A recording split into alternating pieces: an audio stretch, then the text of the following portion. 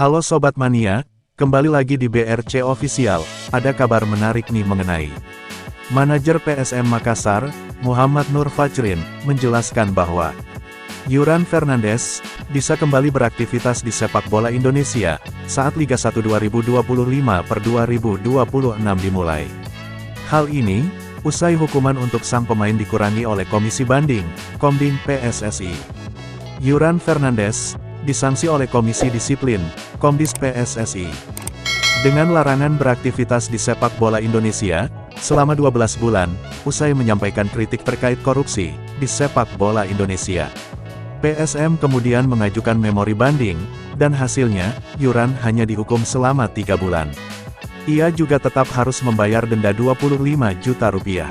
Muhammad Nur Fajrin menjelaskan, bahwa hukuman untuk Yuran, sudah terima sejak tanggal 9 Mei sehingga hukuman berlaku sampai tanggal 9 Agustus. Adapun Liga 1 2025/2026, direncanakan bergulir Agustus mendatang.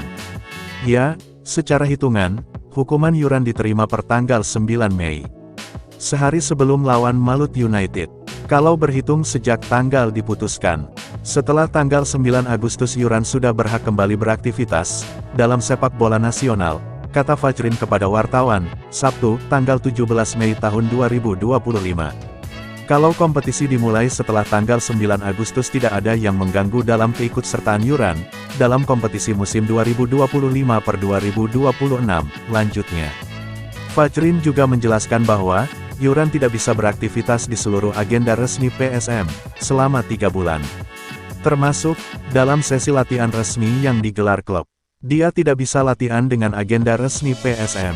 Misalnya, PSM latihan untuk persiapan Liga 1, misalnya PSM akan melawan Persita pada tanggal 23 Mei mendatang, itu enggak bisa.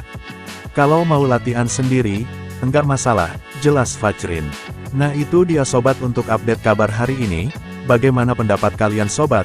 Tulis pendapat kalian ya sobat, dan jangan lupa like, komen dan subscribe.